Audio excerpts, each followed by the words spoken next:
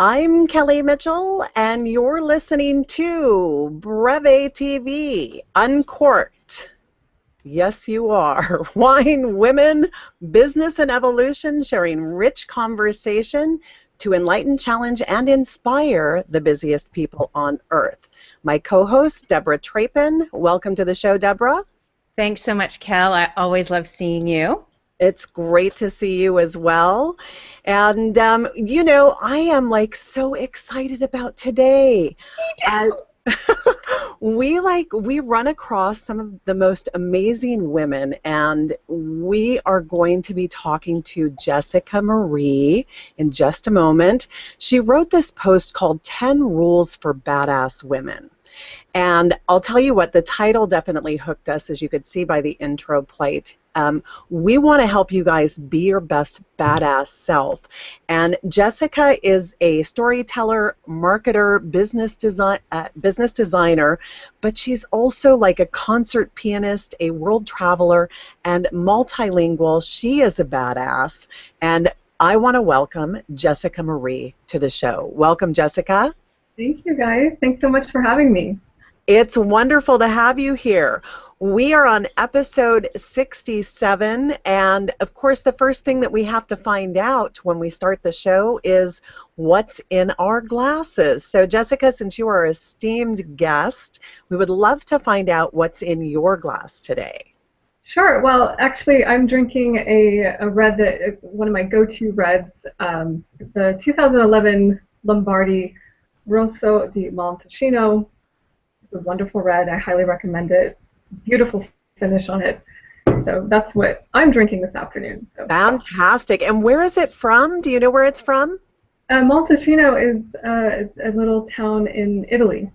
Oh my goodness. Have you been there? Yes, a couple times. Okay, we'll have to talk about that later. Fabulous. And how about you, Deborah? What's in your glass today? So I'm back in Woodinville today, right down the way, and I am drinking a Soul Stone. This is their Stoner's Red, and I've talked about them before. They've got a really fun group of people who own it. Their wine club is actually called the Stoners Club. I love it. You can imagine the fun that happens in there. It's just a super red blend, but what I love about it is they're passionate about training guide dogs, and so they give a percentage of their sales to an organization that supports the training of guide dogs. So I love them. Yeah, that's neat. That is so awesome. That is so awesome. Okay, what I have today is I'm drinking J Vineyards. I just love these guys. I love everything that they produce. They've been a green vineyard since 2009. So if you like green, very nice. you guys abide by it. But this is a Pinot Gris. These guys are located in Healdsburg, and I don't think they were as affected by the recent earthquake in Napa. But we're celebrating Sonoma County because they've been through a bumpy ride as of late. So Pinot Gris, very nice, very light. I think that this would go great with fish, or what the heck, if your palate is wild, then eat it with or drink it with beef, But I think it would be best suited for fish. Hey, you have a wild palate. Why not? Cheers, ladies. I'm so excited to get this party started. I am too. We should have said cheers, badasses. Cheers to your badass selves. How about that? Love it. And Love all of the badass women out there watching right now, cheers to you. Okay, so Jessica Marie, boy, so many questions that I have for you. I'm curious, when you opened the blog post on badass women, I was definitely delighted to see you address the lean-in situation. I mean, all these themes that are going on, that we have to be a certain way in order to be recognized. Tell me what fueled your inspiration for this blog post. Were things like bubbling up and making you angry? or were you just like, enough of the rhetoric, let's get down to basics and brass tacks? What inspired you to write this post? Yes, well, I obviously the professional women column on LinkedIn is just overrun with all kinds of articles, and many of them are really good.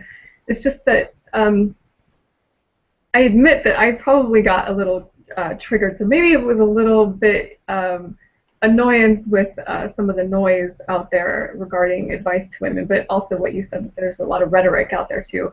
But I was coming across articles about what women should wear and how we should act and all these things, and I never see things like, well, what should men wear and what should men,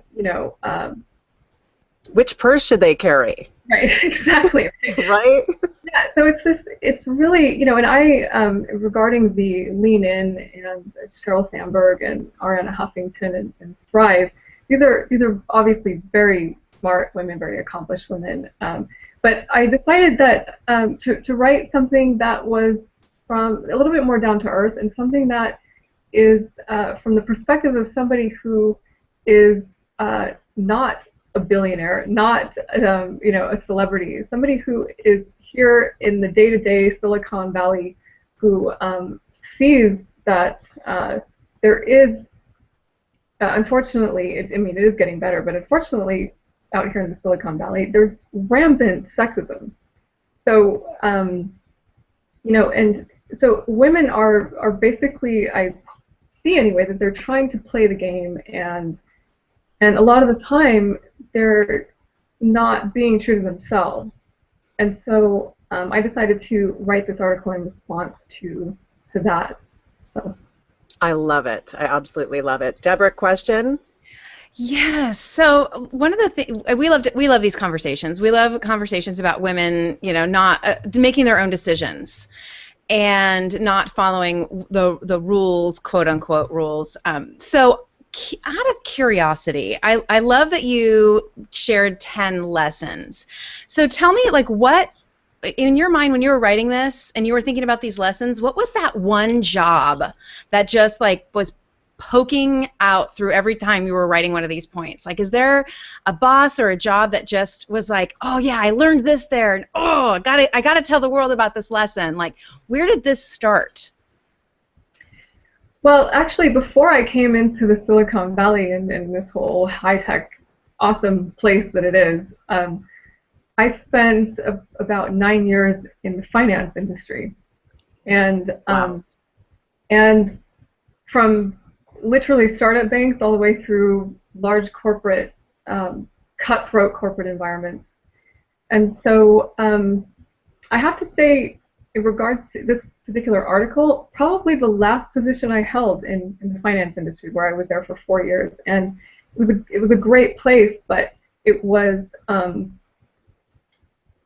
learned so much when I was there. It was a startup bank, and all of us are very strong personalities, and and I learned so much about myself, and having really a mastery of myself and my talents and how to handle most situations. Awesome. Do you think that's because it's very male-dominated space, or like what about the finance space? Yeah, the finance space is also very male-dominated, and I do believe that had something to do with it as well. But I honestly would not trade that experience for anything. It's something that I learned so much from that. It was good for me. Yeah, I bet. So I'm curious now, we've talked about a couple of different ways in the past on this show. Everybody has different experiences. Some of it is relative to the industry that you're in. Some of it is relative to the people that you're surrounded. But there is a common denominator, I think, that we run into, and you alluded to this, Jessica, a little bit earlier, which is the disparity that that men and women have in the course of opportunity and salary for the most part. So women need to kind of put themselves out there a little bit more, and in your terms, take the friggin' risk. Develop a thick skin, and I think, like, we've read these things about women being, like, pointed out, like they're being assertive, they're trying to get they're taking the frigging risk, and somebody labels them as a bitch. Right. Or they label them as a bully, whereas if it was a man was just going in to get what is due to him, right? Exactly. So how do women find the balance, in your opinion, or how did you find the balance in the finance industry of going after what you deserved and getting it without being labeled, or were there labels thrown around? Oh, of course. That's just it. I think it gets to a point where you kind of have to work through that in yourself, and it really comes down to one thing, that you cannot give a damn about what someone thinks of you at the end of the day, right? Within reason. I'm not suggesting that we be completely cavalier and just treat people with disrespect. I mean, that's not what I'm saying at all. It is really something that I had to work, on myself about, and I continue to do so. I mean, by all means, I haven't arrived yet. I'm still in process, but definitely it's something that it requires a lot of self-introspection, a lot of self-awareness, and also patience with yourself as well. I mean, these aren't easy waters to navigate through sometimes. So. No, they're definitely not. I'm curious from this, because you're in Silicon Valley now, how are you finding it to break into kind of new ground, new areas, and network? One of the great things about the Silicon Valley is that people are very unconventional in the way that they think and the way they hire, and that's a beautiful thing, because I'm not a very conventional person myself. So really, what I am finding is that most people in organizations here really want to know who you are and how you think, right? How you think is more important than what you think. Your potential is more important than oftentimes your experience. And so that mentality is something that I do find really wonderful about this area. Even though it is still male-dominated, there's still that openness there, and that's been really great. It sounds like they've grasped the magic formula, which is choose the best and brightest and stop worrying about whether they're wearing pants or a skirt. Exactly. Deborah, question. That's funny. One of my favorite points that you made was the second one, and that was stop seeking validation and kissing arse. And I love how you kind of swear, but you really don't throughout the whole article. I love that. So one of the things that we love to talk about is figuring out how to actually be your own validation. Mm-hmm. So how, through this process, when you make that the second point, I think, do you have ways that do you have a mantra, or do you have something that you tell yourself to think, today I'm not going to mind what people think about me, I'm going to focus on myself? Like, what is that thing that you do that inspires you to not seek validation? Yeah, it's actually in alignment with what you just said. I mean, it's a daily check-in, and it's all about self-awareness, really. It's like, how am I feeling right now, and what do I need to do to really make this day great?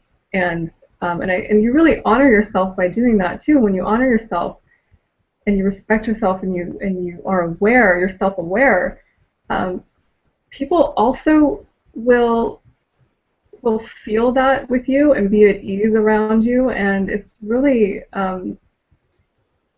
it's actually a really wonderful dynamic that can happen when you are grounded and you can stay in your power, and you can really do just a periodic check-in with yourself, because it's okay to say, okay, what do I need right now, right?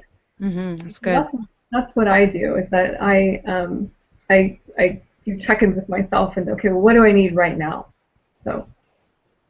Excellent, thanks.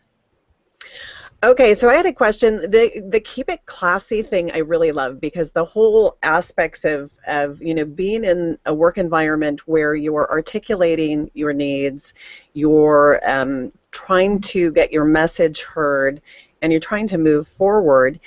There's a fine line between the communication where you need to be heard, And the keep it classy aspect can sometimes be difficult for people because they're in emotional, or they're making it an emotional situation.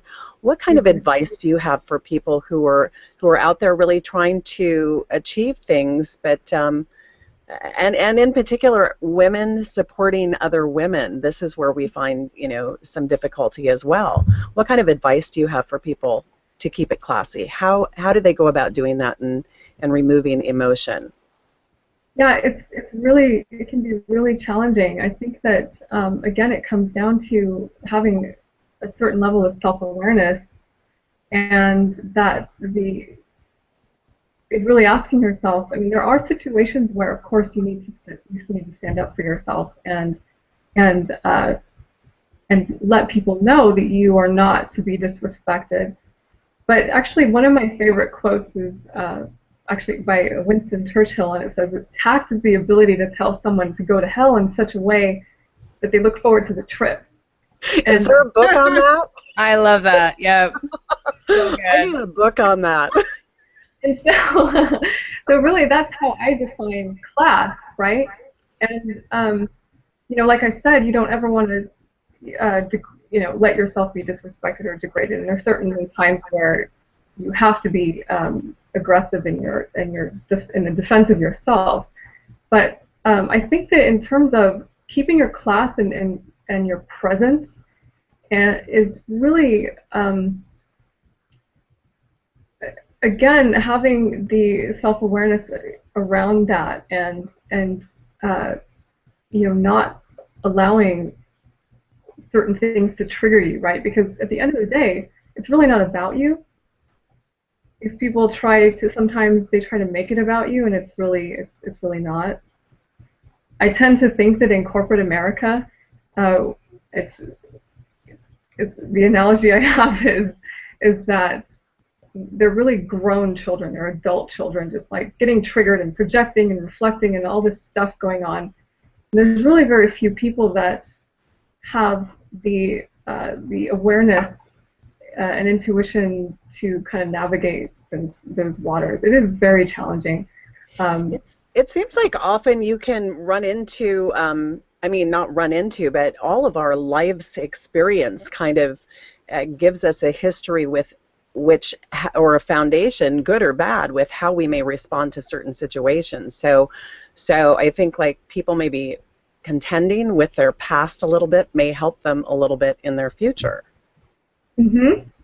Absolutely. That's a great point. So that kind of leads me to my question about the first bullet point in the article, which was the growing a thick skin. I think that, as women, we are naturally coded to be more emotional. It's part of our DNA. And I'm all for laughing and crying at work. Like, I really don't have issues with both. Or I should say issues with either. I think that... I don't know why it's making me laugh, but it is. Well, yes, right? I mean, we giggle, we show our emotions a bit more than men. Mm-hmm. So, and most. These are generalizations, right? Right. So, as you're growing, especially growing up in corporate America, right? You're young, you're female, you're attractive, you're trying to keep everything checked while being classy, still holding onto your feminine side so that you can work the power of that. Like, what is your bit of advice for the women who are out there who are trying to figure out, like, how do I embrace that growing a thick skin? What's a little bit of something that you can speak into them today to help them, hold on to that when they're sitting across from their boss or their colleague and they just want to lose it. Like, they just want to lose it. Like, how do they do it? Help! It can be very difficult. And in growing a thick skin, I'm not suggesting that we cut ourselves off from our feelings. I think that a lot of the time, and actually some of the comments thought that that's what I was saying, but it's really that's not what I'm saying at all. I think that when we're connected and we're grounded and we're self-aware, we can kind of navigate those waters a lot better. And it's not easy, and certainly there are going to be times that we get triggered or we get hurt or all those things. But growing a thick skin really is having the understanding that it's really not about you. When it starts to get personal at work, it's not about you. They are insulting and attacking something else. You happen to be the target, right? And certainly I'm not suggesting that we take it, right? We can hand somebody their ass and and as well, but when the situation calls for it. But definitely that is such a great question, and it's something that in each situation it's different. I mean, I've been through that many times, and each time there's that little tinge of something that is like, oh, this is new. Like I have to kind of navigate this differently. It's really an ongoing process too. I love that. So I'm going to share with you something that I learned in one of my meditations, because we love to give tips around Breve TV. So one of the things that I do, especially if I feel like I'm going to lose it, is I put my tongue on the back of the top of my teeth. So I kind of like push forward with my tongue. And I don't know what it does physically. There's probably somebody out there who's going, well, this is why that works, Deborah.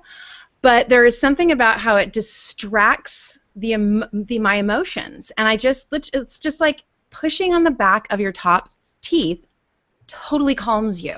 So for everyone out there trying to figure out something like physical instead of like clenched fists, exactly. Just casually put your tongue on your teeth. It's actually a really good point. Also, you have to breathe. When we stop breathing, that's a flight response, fight or flight response, which contributes to the stress reaction, right? Yeah. So actually, what you just suggested is something that's done quite a bit in certain forms of yoga, and Kundalini yoga is something that I practice, and as well as some others. But that is actually something that there are pressure points and meridians in that part of the body that do have that cause that reaction, a calming reaction, and kind of centering, aligning reaction. So you're very intuitive with that, and it's wonderful that it works for you and that you found that. That's fantastic. See, I knew somebody would know. I just didn't know that somebody would be you, Jessica. That's awesome. So, Jessica, you write a great deal, and I was fascinated, looking at your website and your blog about the variety of content and also how much of it there is. How are you staying focused on your message? And then also, where is your inspiration coming from? It's funny that you say focused, because I mean sometimes I don't think I feel so focused, because I do consider myself to be very brain ambidextrous, but since being out here in the Silicon Valley, I tend to probably be more right brain. So I'm more on the creative side, but I love to write, and it's actually very calming for me. And so the inspiration comes from all the wonderful things that I read. Behind me is a very small percentage of all the books that I own. So I read a lot. I talk to anyone I can. Especially being out here, the access that I have to thought leaders and leaders in the high-tech industry and what things that they have been through as well. And just like I said, living out here, I run into people all the time. So I mean, it's really never a shortage of inspiration for me out here. Beautiful stuff. Beautiful, Deborah. So, speaking of books, I always love to find out kind of what book you're reading right now, and then I'll have a follow-up question after that. So, what book are you reading right now? Right now, well, this is part of my ambidexterity, right? I'm actually reading a book on Rumi's poetry, and also a book. Let me grab it. I'm finishing up. Actually, I'm reading this a second time. It's a book titled On Intelligence by Jeff Hawkins, who was one of the co-founders of Palm. And oh, wow. And he's also one of the co-founders of a company called Numenta that does big data and machine intelligence, what they call. So basically, it's how an understanding of the brain will lead to the creation of truly intelligent machines. So it is kind of left-brained, but there's a lot of philosophy in it, and it's packed full of very interesting points along the line. Here's an interesting point about what's happening, like what's been happening and what's happening right now is there's so many things so much information that we can intake because of where the internet is, where social media is, and how many things that are crossing us. My greatest frustration in life right now is on the ability to only use, is it 10% or 20% of our brains? Yeah. What? Have you found the secret on how to leverage more? Because I need it. Don't we all? I wish the same thing, right? But there's a part of me that wants to think that we are actually using our entire brain, but we just haven't figured out yet that we are. Figured out the ways in which we are. That's my intuition about it. I mean, I could be full of it, but that's how I feel about it. I don't think that we would have all the brains that we do if we didn't use it. So I hope that I can fire up maybe some more signals to different parts of my brain. That's so funny. I read when I'm asleep, or digest content then, or something along those lines. Deborah, you had a follow-up question. I do. So it's related to things that you've read. I love that you gave us your favorite quote. So what's that business advice that you give, that you read, that you really wish you would have known when you started your first business? Like, what is that thing, that piece of advice? That's a great question. I think that the best piece of advice is that, and actually I think one of the articles I wrote on LinkedIn touched on it, is that the fear and resistance that we come up against in ourselves, and the uncertainty and the doubt, we can't let that take us off course. It's something that if we're really passionate about it and we want to make it work, we just need to go for it. And as cliche as it sounds, it's something that I've really come into in the last few years, is that you have to follow your heart. You have to do what moves you in whatever way that you need. And even though that I know that that's not hardcore business related, I think that it's still very relevant. Oh, I do think it's hardcore business related, because we see so many people that get into places in jobs, and I have a history of doing this, focused on the money portion or the advancement portion of jobs that I actually, and careers and industries that I detested. And it's like once you find where your heart is, then everything comes so much easier. It really does, and it's such a good point you're saying about money. Money can be very seductive, but and I got to a point where, that really isn't. It's not enough for me. Doesn't keep you warm at night, that's for sure. Exactly. Well, I think that that's part of being in a very male-dominated society. I mean, men, they are, by nature, they are the breadwinners. They are the protectors. They are the ones who go out and do that. And so that is what success was defined as for a very, very long time. And I think that that's I just read this article last week about the millions of women who are starting their own businesses now, because that's where they can truly find the marriage between passion and purpose with that freedom and financial security. And it's interesting to read the comments. It really freaks a lot of male readers out to think about that, right? Because there isn't a guarantee. There's not a security in there. And so I love this place we are in today. And so what I'm curious about is how did you get brave enough to start your own gig in Silicon Valley, not being from there? Like, what? Hello? Like, speak to the sisters out there. What the heck? Yeah, I mean, I will say that, I was born and raised in the Bay Area, but I'm from like about an hour from here. I currently live in the Santa Clara, San Jose area. Oh. And, it's so funny. It's like, when you, and maybe you both can relate to this, is that when I was in the financial services industry, I just finally hit my limit, and it was just actually a very calm moment for me.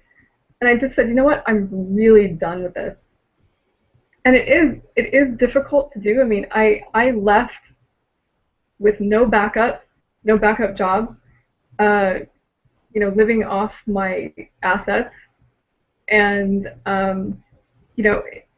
one of the things it taught me, though, is when you take that leap, when you take that jump, and you trust, whatever, you trust yourself, and you trust whatever else you trust, amazing things can happen. And so you don't necessarily know what you're capable of until you take the friggin' risk and you do things that scare the crap out of you. And when I did that, this is basically what I did personally. I left the finance industry. I finished graduate school. I sold all my real estate, sold everything, and I moved to the Silicon Valley. And because I was honoring myself, I opened myself up to all these amazing opportunities. And so before I knew it, people were coming to me